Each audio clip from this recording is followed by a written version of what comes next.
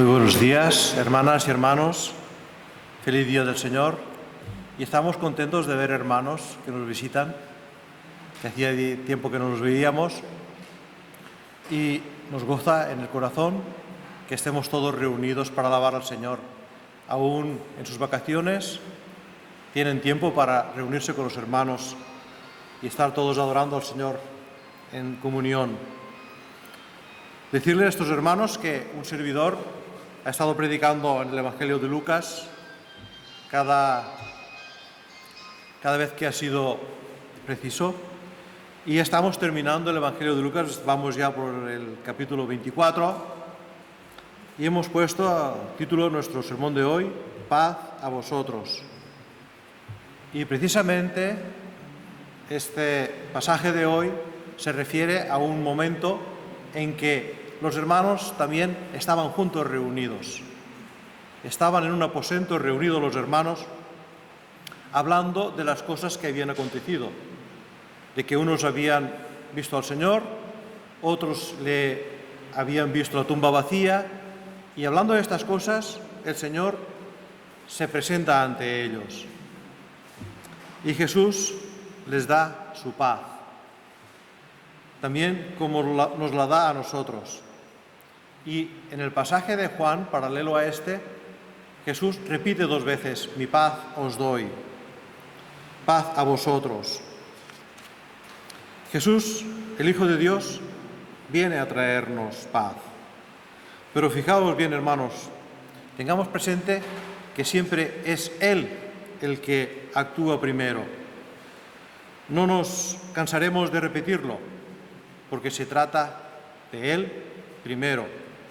Jesús, el Hijo de Dios, es el que actúa primero, el que nos da la vida, y aunque para ello tuvo que humillarse hasta lo sumo, como nos dice Filipenses 2. Y el Hijo de Dios hizo esto por todos nosotros, hermanos, y lo hizo cuando no lo merecíamos. ¿Cómo pues no dejaremos de adorarle y de querer al Señor después de todo lo que ha hecho por nosotros? El Hijo de Dios bajó del cielo por nosotros, pero también dejó la puerta abierta porque a través de Él nosotros podamos ir al cielo y tener comunión completa con Él. Y sabemos, hermanos, que podemos tener confianza en las palabras de Jesús, una confianza absoluta, porque solo Él es el que tiene el poder y la disposición para hacer todo lo que dice. Jesús tiene poder y disposición y voluntad para hacer todo lo que dice, hermanos. Y todas sus promesas son firmes, porque nuestro Señor es veraz, no miente. Así se lo decía Pablo a Tito en Tito 1:2. Dice: en la esperanza de la vida eterna, la cual Dios, que no miente, prometió desde antes del principio de los siglos. Sus promesas del Señor son desde la eternidad. Dios nos ama desde el principio, y en la eternidad Él ya preveyó esa redención para nosotros y nos dio a su propio Hijo, Cristo, el cual, su Hijo, se ofreció como Cordero sin mancha por nosotros. Jesús, hermanos, es nuestra paz. Él nos ha reconciliado con el Padre y nos ha devuelto esta comunión que había con el Padre en el principio. Quiere que volvamos a tener esa comunión perfecta, esa reconciliación que se perdió en el Edén. Y lo que la humanidad perdió en el Edén, solo Dios lo puede restituir, y lo hará por nosotros. Nunca nosotros podríamos ser más que nuestro Creador, que nuestro Redentor. Por eso, hermanos, confiamos en Él y solo en Él, porque solo Él tiene el poder y la autoridad para salvarnos y darnos su paz. Nunca, nunca nadie podrá hacer nada, ni poco, ni mucho, por redimir sus pecados. Nadie puede quitar nada del valor del sacrificio de Jesús en la cruz, ni la más mínima pizca, porque la salvación pertenece al Señor. Nuestra salvación pertenece al Señor. Y así, hermanos, es la grandeza del amor de Dios, esa grandeza que nos da paz. Quisiera que leyéramos también un pasaje en Juan que nos describe bien ese amor de Dios. En Primera de Juan, capítulo 4, versículos del 7 al 10. Dice así: Amados, amémonos unos a otros, porque el amor es de Dios, el perfecto amor. Todo aquel que ama es nacido de Dios y conoce a Dios. El que no ama no ha conocido a Dios, porque Dios es amor. En esto se mostró el amor de Dios para con nosotros, en que Dios envió a su Hijo unigénito al mundo. ¿Para qué? Nos preguntamos, pues para que vivamos por Él. En esto consiste el amor, no en que nosotros hayamos amado a Dios, sino en que Él, Dios, nos amó a nosotros primero y envió a su Hijo en propiciación por nuestros pecados. Hermanos, solo Jesús puede ser el sacrificio aceptable y definitivo, porque Jesús no es solo Dios, Él es también el hombre definitivo, el cual, después de salvarnos y darnos su paz, quiere que estemos con Él, que seamos como Él, que tengamos ese mismo sentir y que ese mismo sentir se vea en nosotros. Y se presenta, después de resucitar, se presenta ante sus discípulos con estas alentadoras palabras: paz a vosotros. Su paz, una paz verdadera, una paz permanente, una paz eterna. Juan 14, 27 nos compartía esta mañana nuestra hermana. Dijo el Señor: mi paz os dejo, mi paz os doy, pero no como el mundo la da. No se turbe vuestro corazón ni tenga miedo. La paz del Señor nos da seguridad. Y vamos a ver nuestro texto de hoy. Cuando ellos estaban juntos en ese aposento, permanecían unidos, nos dice el versículo 33 que eran los 11 más otros discípulos que ya estaban unidos nuevamente. Habían sido ellos esparcidos durante la crucifixión, pero nuevamente están unidos. Y vamos a ver nuestro primer punto, que nos habla de misericordia y paz. Y vamos a leer los versículos del 36 al 38. Dice así: mientras ellos aún hablaban de estas cosas, Jesús se puso en medio de ellos y les dijo: paz a vosotros. Entonces, espantados y atemorizados, pensaban que veían espíritu. Pero Él les dijo: ¿por qué estáis turbados y vienen a vuestro corazón estos pensamientos? Estas palabras, paz a vosotros, son unas palabras de misericordia del Señor, que se las dice al presentarse delante de sus discípulos. Unas palabras que Jesús repitió muchas veces durante su vida. Paz a vosotros. Esta es su bendición, que nos da su paz. Muy a pesar de lo ocurrido, a pesar de que le habían abandonado, a pesar de que muchos no cumplieron sus promesas de seguirle hasta la muerte, a pesar de que le dejaron morir solo, y hasta uno de ellos le negó 3 veces, a pesar de su cobardía y a pesar de todo, Jesús se acerca con paz. y misericordia. Su palabra fue paz a vosotros, sin reproches. Y estas palabras, hermanos, nos muestran el gran amor de Jesús, que sobrepasa todo entendimiento, que desborda misericordia y amor y gracia, sin reprochar el abandono y la incredulidad de ellos. Siempre el Señor más dispuesto a perdonar que nosotros a pedir perdón. Y su misericordia, hermanos, no tiene fin. Por más que tropecemos, siempre hallaremos en Él perdón y paz. Lo que nosotros no somos capaces de hacer es lo que hace Él por nosotros. Dijo el doctor Martin Lloyd-Jones en cierta ocasión: no hay nada que me sorprenda más que la paciencia de Dios con nosotros. No hay nada que me sorprenda más que la paciencia de Dios para con nosotros.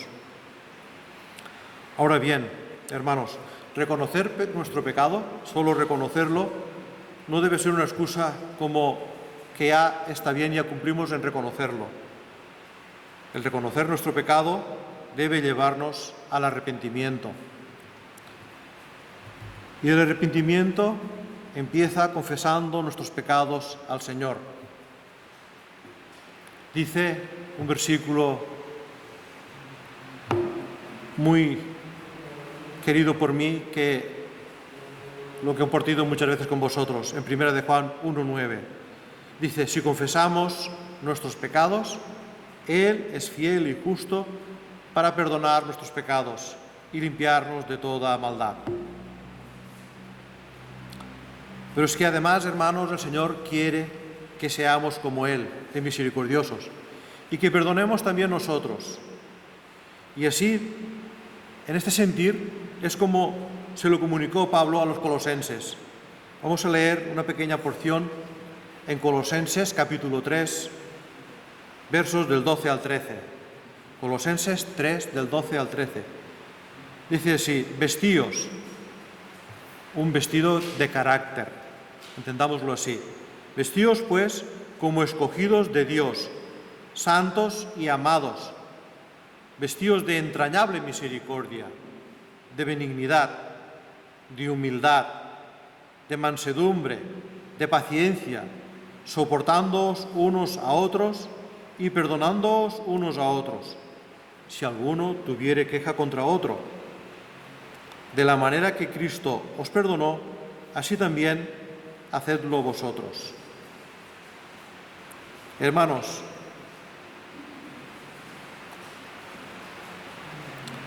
esto es lo que nos da su paz, porque confiamos en Él. Todo lo que Él ha hecho por nosotros. Su paz nos reconcilia con el Padre. Vamos a leer nuevamente otro texto en la Biblia,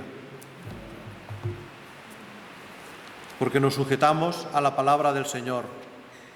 Y vamos a leer en 2 de Corintios 5. 2 de Corintios 5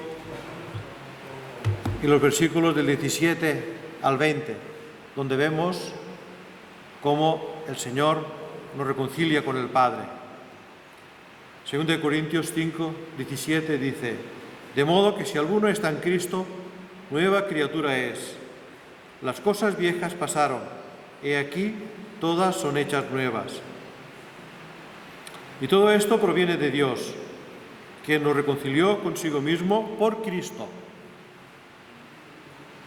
y nos dio el ministerio de la reconciliación, que Dios estaba en Cristo reconciliando consigo al mundo, no tomándoles en cuenta a los hombres sus pecados, y nos encargó a nosotros la palabra de reconciliación. Así que somos embajadores en nombre de Cristo, como si Dios rogase por medio de nosotros. Os rogamos en el nombre de Cristo, reconciliaos con Dios.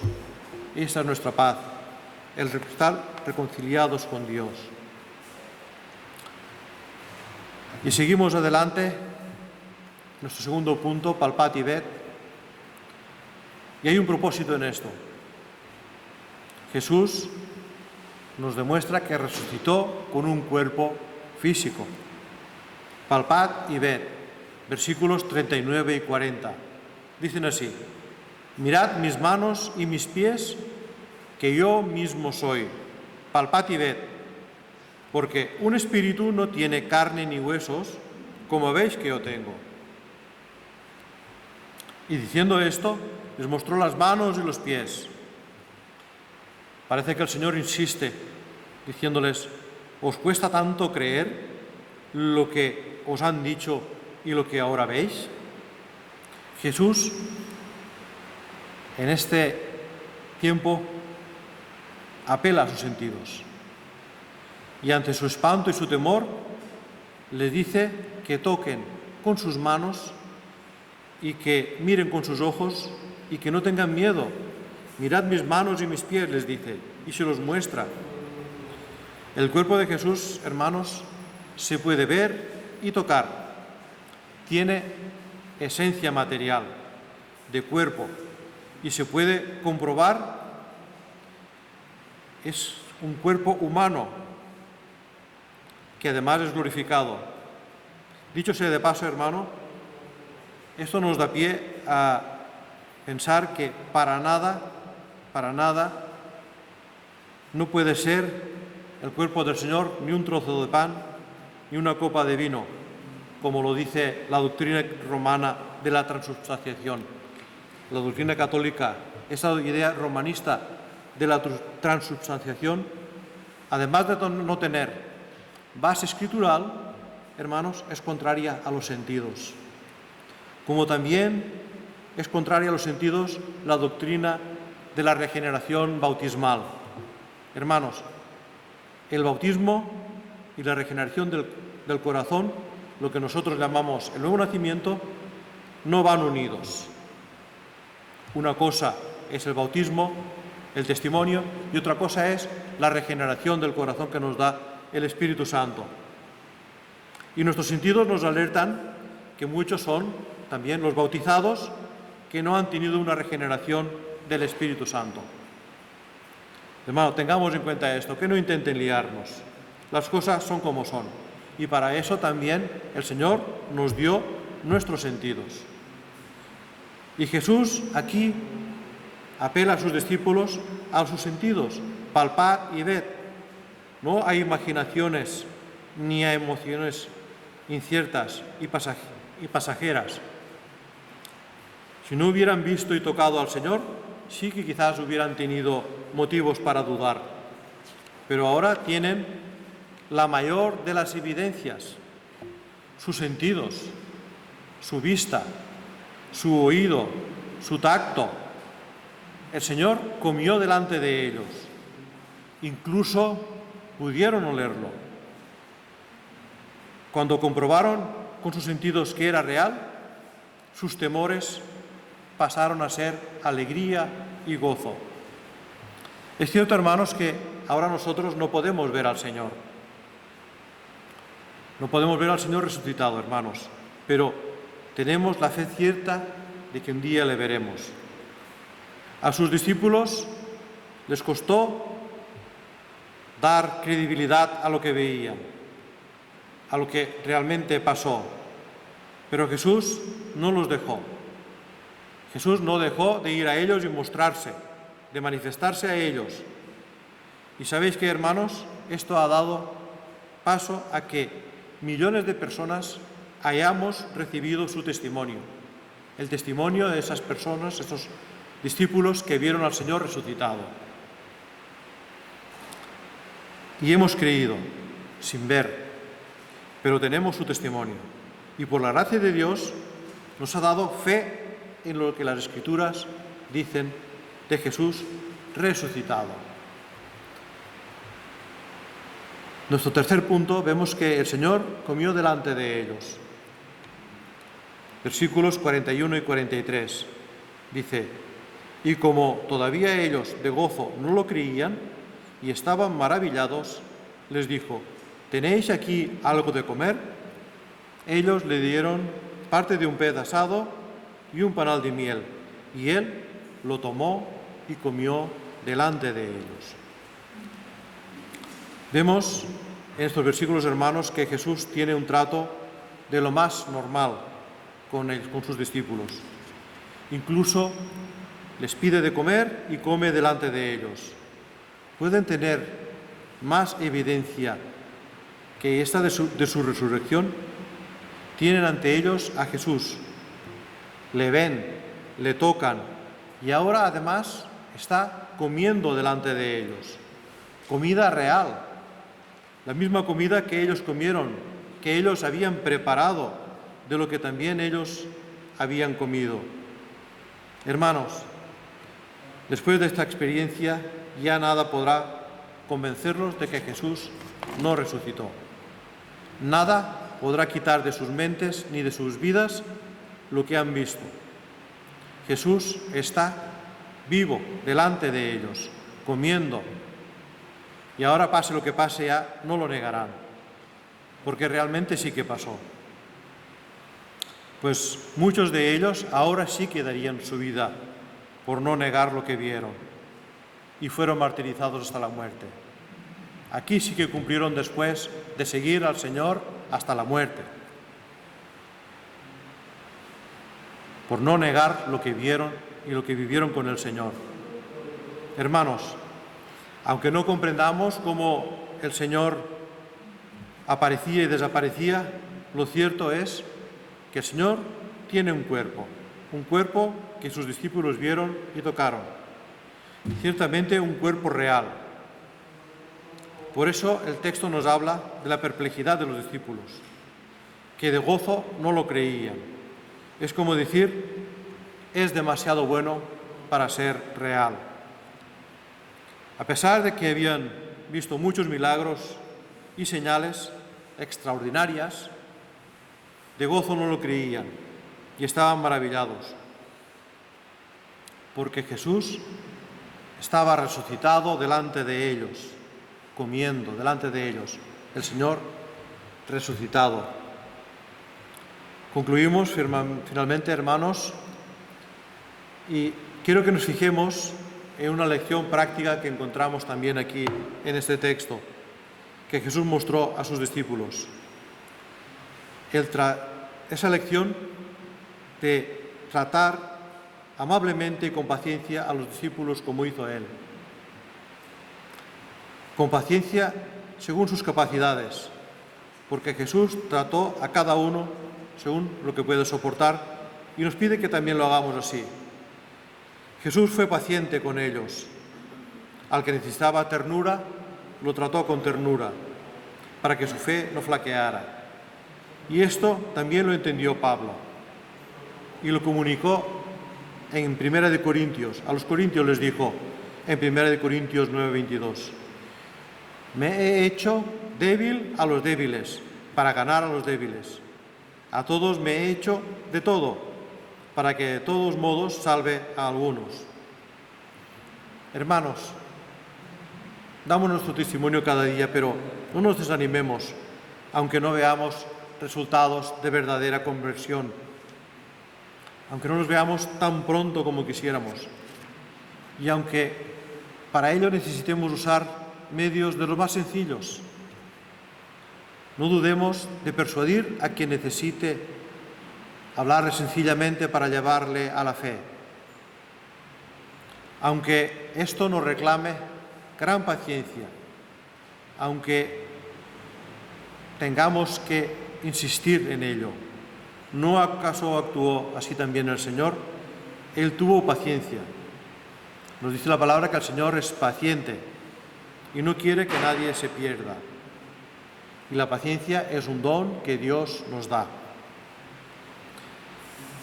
La paciencia es un don que nos revela también el carácter de Dios. Romanos 15:5, en un contexto similar, nos habla también de la paciencia de Dios. Dice, pero el Dios de la paciencia y de la consolación os dé entre vosotros un mismo sentir según Cristo Jesús. Tener un mismo sentir según Cristo Jesús, es tener el mismo sentir que Cristo Jesús. Y equivale, hermanos, a tener su mente, su voluntad. Hermanos, tener la mente de Cristo es una prueba de la regeneración espiritual que Él hace en nosotros. Es el nuevo nacimiento y va más allá de entender su plan. Tener la mente de Cristo significa compartir su plan, ser parte de su plan, compartir su propósito y al mismo tiempo siempre adorar a Dios. Tener su mente nos identifica con Él. Tener su mente nos identifica con Cristo. Hasta ahora, hermanos, hemos visto en ese texto de hoy que tanto los discípulos en el camino como en el aposento fueron interpelados por el Señor.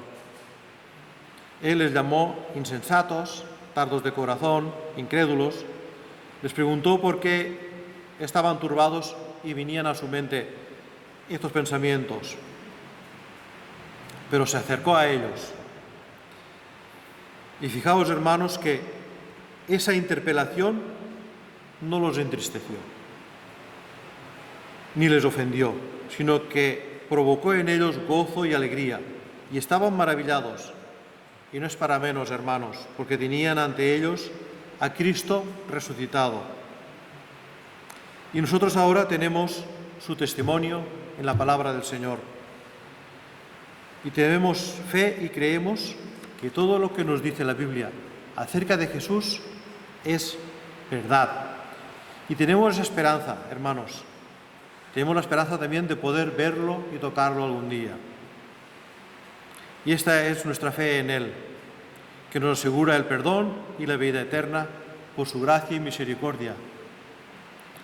Y cuando un día le veamos, hermanos, veremos sus manos y veremos sus pies, porque el Señor ha llevado sus marcas de nuestra redención al cielo. Allí le veremos.